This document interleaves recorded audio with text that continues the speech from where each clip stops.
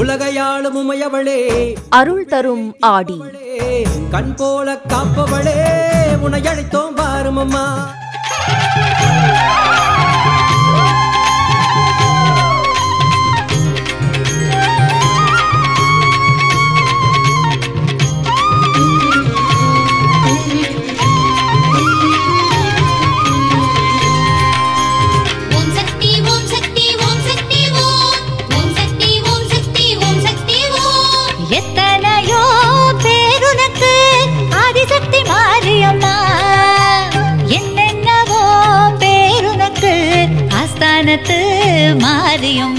நமது தமிழ் மாதங்கள் ஒவ்வொன்றும் பல்வேறு சிறப்புகளை தன்னகத்தே உள்ளடக்கியது. அதில் குறிப்பாக ஆடி மாதமானது மிக விசேஷமாக போற்றப்படுகின்றது.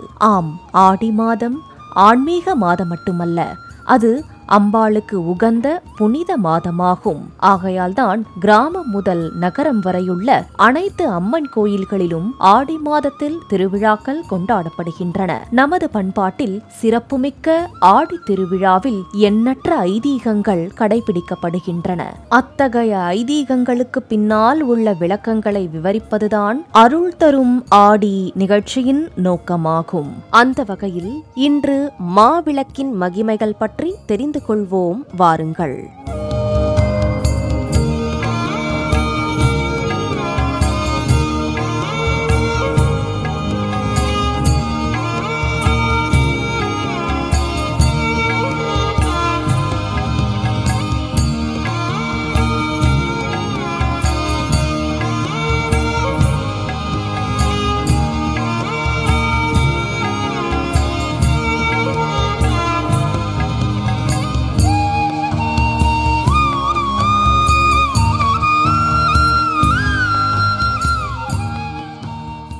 ஆடி மாதம் அம்மன் கோயில் திருவிழாக்களில் மிக முக்கிய இடம் பிடிப்பது மாவிளக்கு வழிபாடாகும். பக்தர்கள் தங்கள் வேண்டுதல்களை நிறைவேற வேண்டி விரதமிருந்து வீட்டில் செய்யப்பட்ட மாவிளக்கை ஊர்வலமாக அம்மன் ஆலயத்திற்கு எடுத்து வந்து வழிபாடு நடத்துவர். பச்சரிசி மாவு, வெல்லப்பாகு ஆகியவற்றை கலந்து உருண்டையாக செய்து வாசனைக்காக ஏலக்காய் சேர்த்து திரண்ட மாவினை நீள் உருண்டையாக பிடித்து அதன் மேல் எண்ணெய் ஊற்ற குழி செய்து அதில் நல்லெண்ணெய் அல்லது நெய் போன்றவற்றை ஊற்றி திரியிட்டு விளக்கேற்றி அம்மனை வழிபடுவர். சிறப்புமிக்க மாவிளக்கு வழிபாடானது கிராமம் முதல் நகரம் வரை மிக பிரசித்தி பெற்ற வழிபாடாகும். நம்மையே விளக்காகவும் மனதை நெய்யாகவும் அன்பை தீபமாகவும் அர்ப்பணிக்கும் சிறந்த வழிபாடு மாவிளக்கு வழிபாடாகும். உலகில் உள்ள உயிர்களின் வாழ்வாதாரமாக விளங்கும் நிலம் தரும் அன்னத்தையும்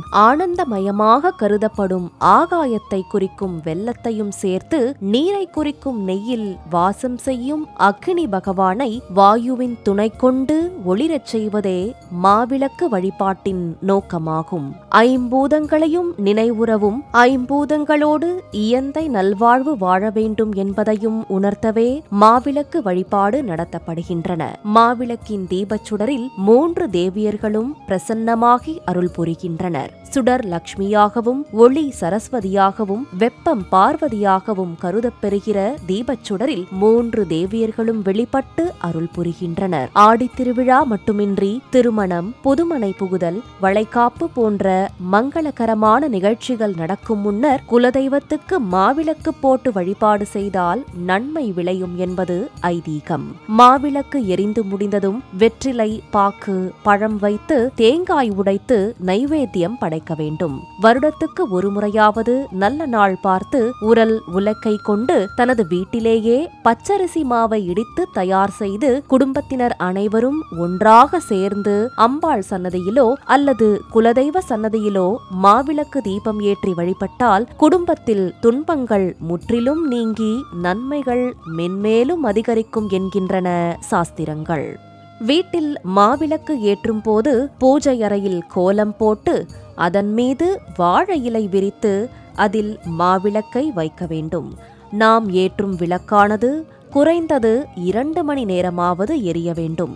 அந்த நேரத்தில் நாம் விளக்கின் முன் அமர்ந்து இறைபக்தி பாடல்கள் அல்லது புராண இதிகாசங்களை படிக்கலாம். அற்புதமான ஆடி மாதத்தில் அம்மனை எப்படி ஆராதித்தாலும் அருள் புரிவாள் என்றாலும் மாவிளக்கு போட்டு வழிபட்டால் மனம் மகிழ்வாள். குறிப்பாக ஆடி வெள்ளியன்று அம்மனுக்கு மாவிளக்கு ஏற்றினால் அம்மன் மனம் குளிர்ந்து அருள் புரிவாள் என்பது தொன்னம்பிக்கை. கோவிலிலும் வீட்டிலும் வருடத்திற்கு ஒரு முறையாவது மாவிளக்கு வழிபாடு செய்ய வேண்டும். இவ்வாறு செய்வதால் தெய்வத்திடம் நாம் வைக்கும் வேண்டுதல்கள் நிறைவேறும். உலகில் உள்ள உயிர்கள் அனைத்தும் வாழ்வதற்கு ஆதாரமாக இருக்கின்ற அன்னமே பிரம்மஸ்வரூபமாகும். அதை உணர்த்தவே அன்னமான மாவிளக்கு பூஜை நடத்தப்படுகின்றது. அன்னத்தின் கலக்கப்படும் வெல்லத்தை போல அம்பாள் இனிமையானவள். ஆகையால்தான் மாவிளக்கு ஏற்றும் போது ஜோதியாக தோன்றி அனைவரையும் காப்பதாக சொல்லப்படுகின்றது. மாவிளக்கு ஏற்றுவதால் நமது பிரச்சனைகள் அனைத்தும் படிப்படியாக குறையும். குடும்பத்தில் என்றும் இன்பம் நிலைத்திருக்கும் என்கின்றன வேத நூல்கள். எனவே மாவிளக்கு வழிபாடு செய்து அம்பாளை வழிபடுவோம். அவள் அருளால் அவனியில் சிறப்போம். ஓம் சக்தி. அள்ளி அள்ளி தருவாளே மாரி, அள்ளி அள்ளி தருவாளே மாரி, அவ எங்க ஊரில் வாழுகின்ற தாய். உலகையாளும் உமையவளே, அருள் தரும் ஆடி, கண் போல காப்பவளே, உன்னை அழைத்தோம் வாரும் அம்மா.